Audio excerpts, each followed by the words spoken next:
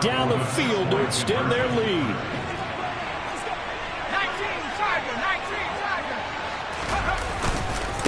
They're going to run it with Harris. And he is not going to get in there. He stops short of the goal line, and the lead is going to stay right where it is.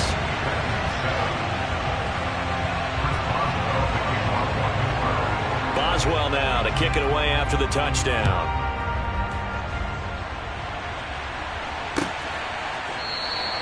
And this will be a touchback, so they'll bring it out to the 25.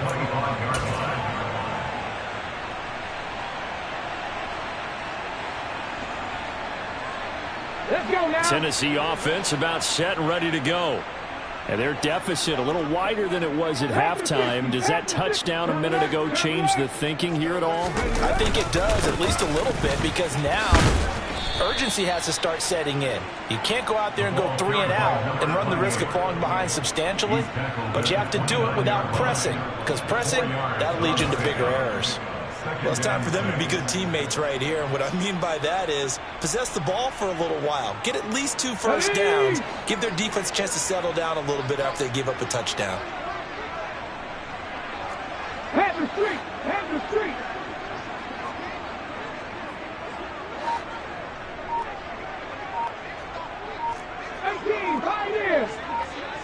They'll bring a receiver in motion right. Oh, and they sent the man in motion too late. This is going to be a delay. So they accept the penalty, of course, and push the offense backwards a bit. Go!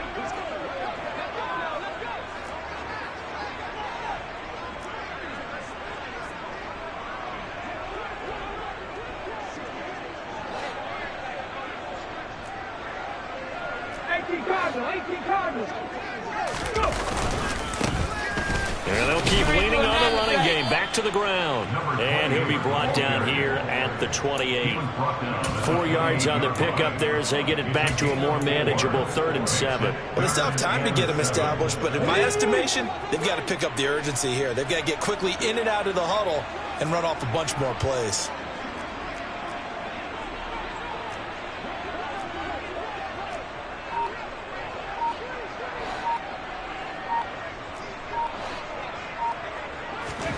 Third down, it's Willis.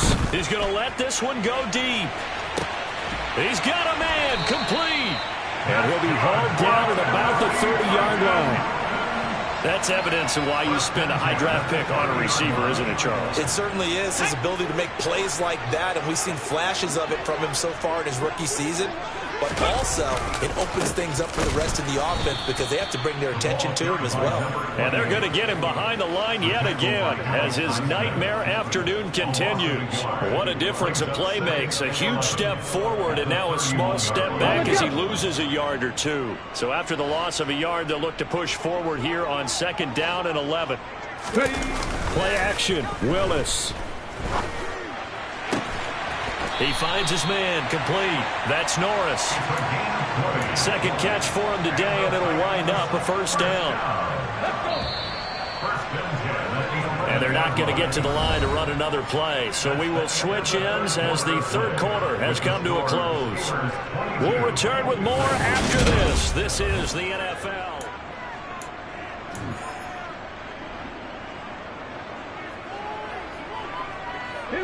Now a 1st and 10 at the 11.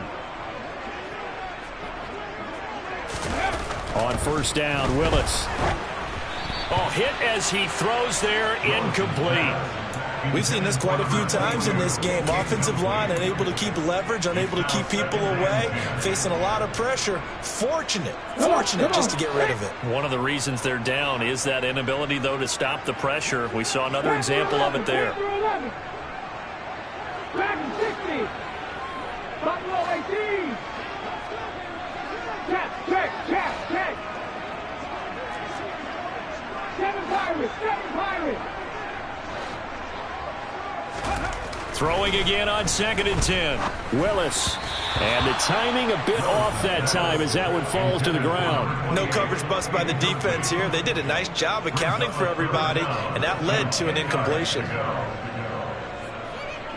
This offense was on the move. Now 2 straight incompletions have them looking at 3rd and 10. Again, it's Willis to throw it. And he fires one that's intercepted. Picked off by the linebacker, Miles Jack. And the Steelers are going to take over here on the INT at their own 5-yard line.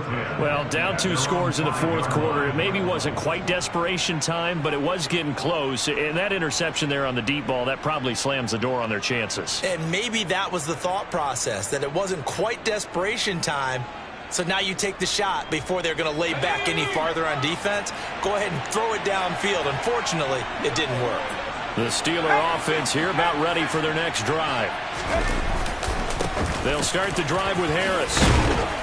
And space opened up a bit. He's able to take this up past the 10. 97 yards rushing for him so far as his terrific season continues here. Well, partner, Marvin, our #1 stats guy, just handed me a little card that says he has 97 yards on the ground today. You think he's going to get the ball again? I think so. 3 away from that century mark. Got to have it. Yeah, and I think what they're going to call is one of his favorite runs, whatever he feels comfortable with, and what the offensive line has executed well today to try and get him over 100 yards.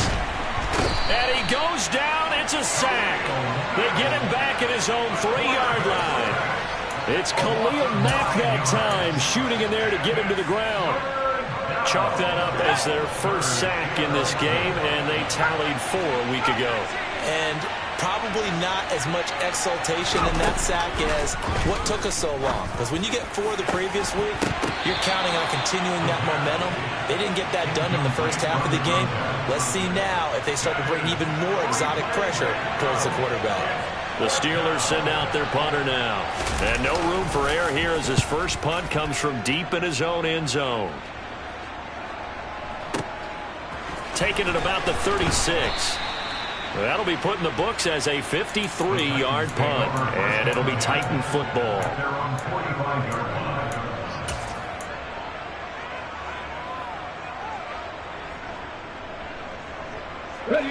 The Titans offense set to begin the drive. Their defense was able to force the punt. That's the good news. But this is still a 2-score game, and they need points on this drive and in a relatively quick manner. Trying to shake off the interception. He'll look to throw. He's going to take a shot right away for the end zone. And it's intercepted at the goal line. And the Steelers are going to get the football here as the ball will come out to the 20. Well, field goals probably aren't going to cut it at this point. This was touchdown or bust, and unfortunately for them, it turned out to be bust. Yeah, they're feeling like they've got to force the issue here. Maybe take some chances they wouldn't have earlier in the game. But give credit to this defense. They've really stood tall throughout, and they come up with the interception in the end zone. A handoff to Harris to begin the drive. Caleb Farley there on the tackle. I know the game's not over, but there's got to be a sense of satisfaction right now for the guy carrying the football a bunch today. 99 yards, and he has enough time to go over the century mark. Well, you got to give it to him again, right? Yeah, there's no doubt about it. You're not worried about losing yardage here. You're not worried about any of that. You just want to get him to the promised land for every runner. 100 yards or more in a game. And they'll take him down at the 31-yard line. 9 yards to pick up there, and it's a first down. It carries like that. That's how they're going to continue to salt this thing away here, Charles, in the 4th quarter. Yeah, how about that? A new set of downs. Clock continues to move. No better way to close out a game than to tap those mastodons you have up front and say, guys, keep pounding them. Let's keep the ball, keep their offense on the sidelines, and let's close this one out. Now, I'm guessing you'd say this is kind of the key here. Grind out some yardage, work on that clock, see if you can continue to tick it down. Definitely, you want to bleed things out at this point, right? Continue to possess the football, gain some yardage, and put the onus on the defense. Do they have to use timeouts? What are they going to do to stop you? You're taking charge. 2 yards, good enough for a first.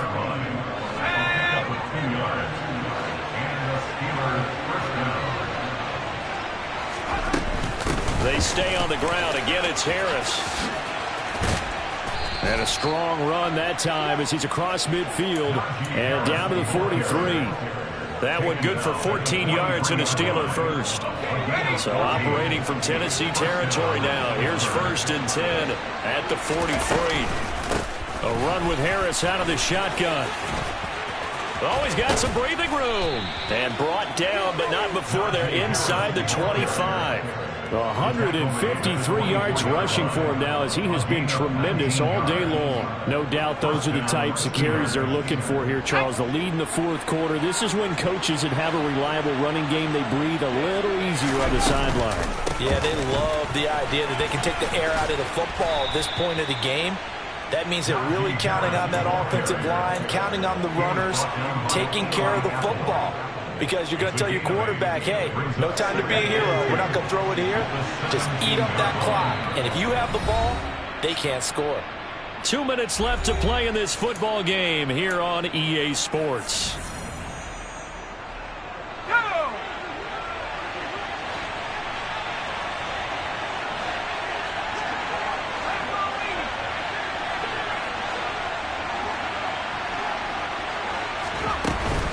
They hand this off to Harris, and they'll bring him down at the 13-yard line. They'll get 3 as the drive continues. It's a first down. I've got an idea. Let's skip racing to the airport at the end of this game. Let's go to the post-game press conference. I have a feeling that the quarterback of this winning team is going to be given a whole lot of credit to the running game and the offensive line. Yeah, I was just going to say the offensive line, yes, carrying the ball has been key, but those guys up front, they've made a lot of space. A gain of 3, second down. The recipe's pretty simple, I think, right? You just give your superstar the ball, continue to feed him. Yeah, don't overthink this one, right? Make sure he's touching the football, but you're also counting on his intelligence in playing the game as well. If it's not there, don't force the run. Just make sure you hang on to the football and keep the clock ticking. And maybe a measure of revenge there. He's had his way in this one, but this time they get him behind the line. Now they're going to be dealing with a 3rd and 7 as that one officially a loss of 1. So 7 yards from the first down here as they come up to the line of scrimmage. On 3rd down, he'll drop to throw. Looking left side, and he's got a man. That's Harris. And inside the 5 here before he's out of bounds right at the 3. So the completion good for 7 there. And that'll bring up 4th down. We can make this one pretty simple. Locked up all of his progressions downfield, forced to get it to his running back. But how about the way they ran to the football and knocked him down to force a 4th down?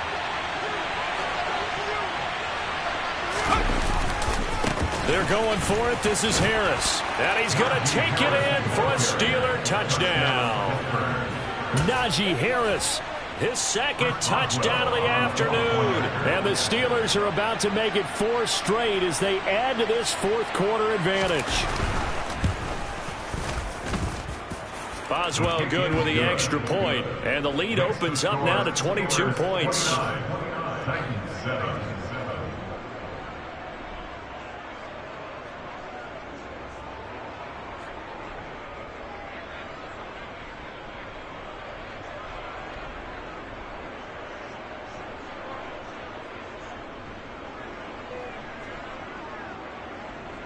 Chris Boswell, the kickoff for Pittsburgh. Boswell now to kick it away after the touchdown.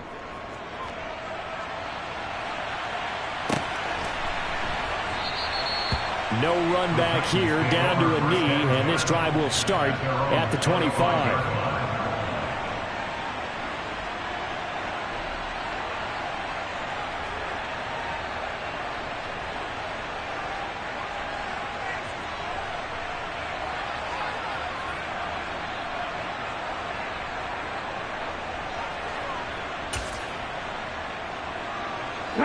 Tennessee offense about set and ready to go.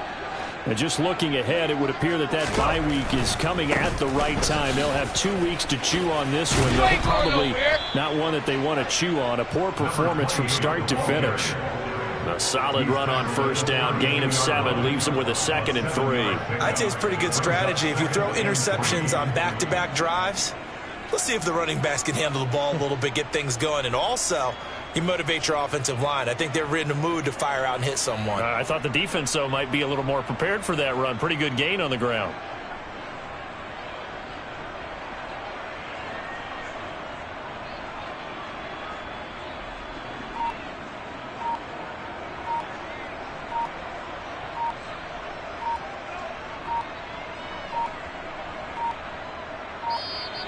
Boy, and now they can't even get a play off.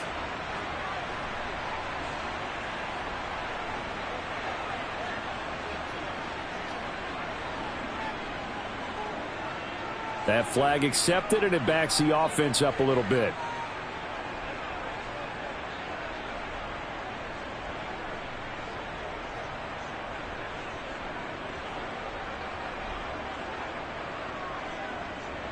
Ready? Cowboy 80.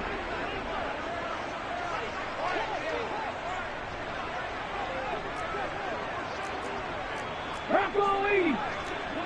Hey, smash Bronco. Go street. One final try for Willis. He's going to let it fly. This is caught inside the 15. And he's going to be marked down just outside the 10.